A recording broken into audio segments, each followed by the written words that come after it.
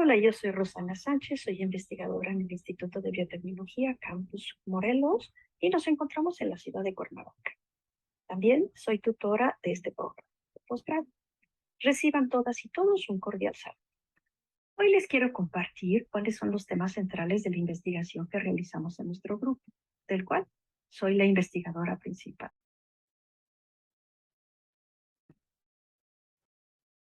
Nuestro modelo de estudio es la raíz de Phaseolus vulgaris, es decir, el frijol común.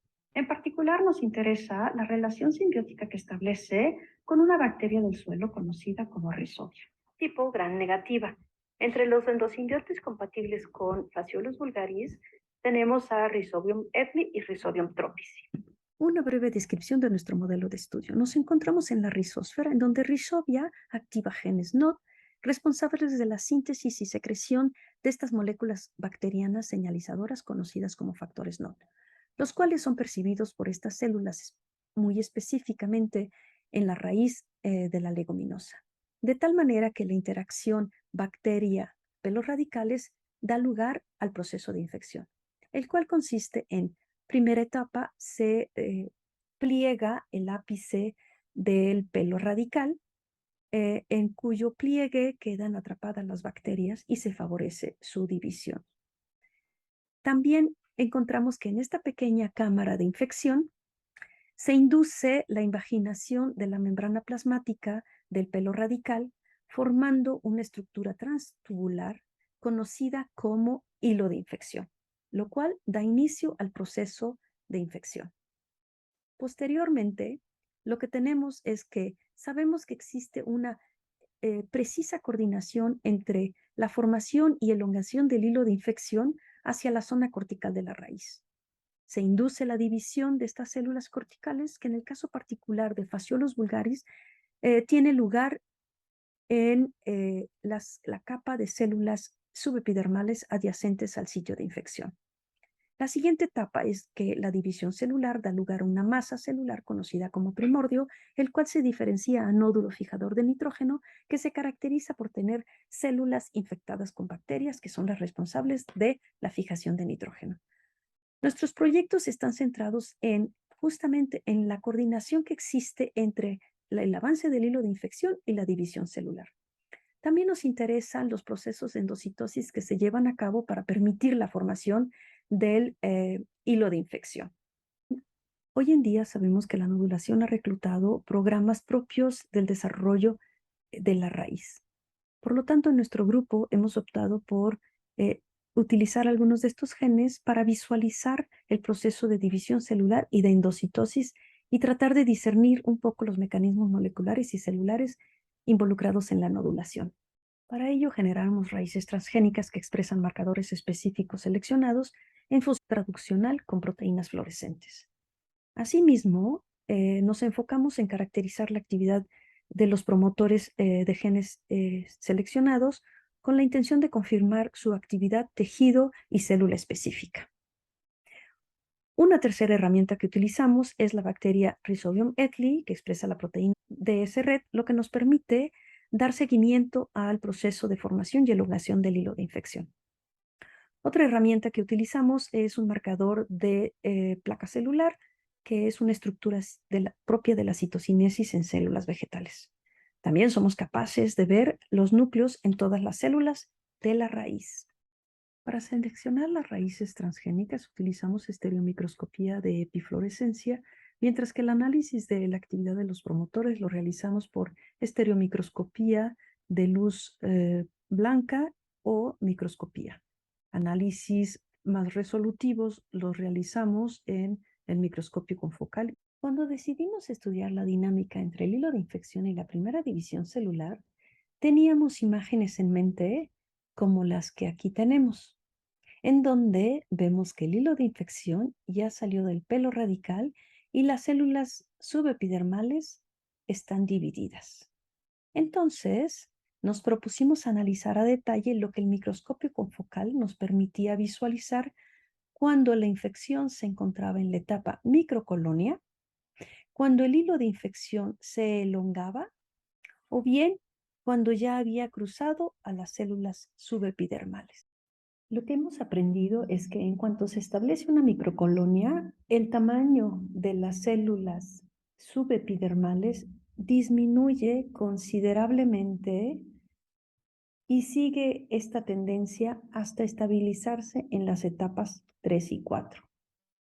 Por otro lado, encontramos que el núcleo en la etapa 1 se posiciona en el centro de la célula. Estos son dos indicativos de que en la etapa 1 las células han iniciado el proceso de división. La siguiente etapa fue visualizar la formación de la placa celular, una estructura que se forma durante la citocinesis. Para ello, utilizamos la proteína NOL, un marcador de citocinesis vegetal, lo que nos permitió observar que la placa celular se empieza a formar en la etapa 2 y concluye al final de la etapa 3 e inicio de la etapa 4. Y así concluye el ciclo celular. También era muy importante asegurarnos de que el hilo de infección no tocase la base del pelo radical, como es en el caso de la etapa 2. Aquí analizamos la etapa 3 y estamos constatando que el hilo de infección está prácticamente a la base del pelo radical, mientras que en la etapa 4, que es la que visualizamos en este momento, el hilo de infección ha salido del pelo radical y ha cruzado hacia la célula subepidermal. Así las cosas, sabemos que tenemos una ventana de tiempo entre la etapa 1, en la que se está formando la microcolonia, y las células subepidermales adyacentes al sitio de infección han reactivado su ciclo celular. La etapa 2, en la que sabemos que se inicia la citocinesis. Otro aspecto muy interesante es que el hilo de infección sale del pelo radical cuando la citocinesis de la célula subepidermal adyacente ha concluido, es decir, concluye el ciclo celular. La siguiente gran pregunta a responder es ¿en qué fase del ciclo celular se encuentran las células subepidermales que han reactivado la división durante la etapa 1 de la infección? Usaremos marcadores que nos revelarán si se encuentran en la fase G1 o crecimiento celular, fase S o síntesis de DNA, o bien en la fase G2 en preparación para la mitosis. Respecto a la endocitosis o internalización de componentes macromoleculares, extracelulares o de membrana plasmática, nos hemos enfocado en la etapa inicial de la infección. Utilizamos como modelo la dinámica de un receptor esencial para que la infección tenga lugar.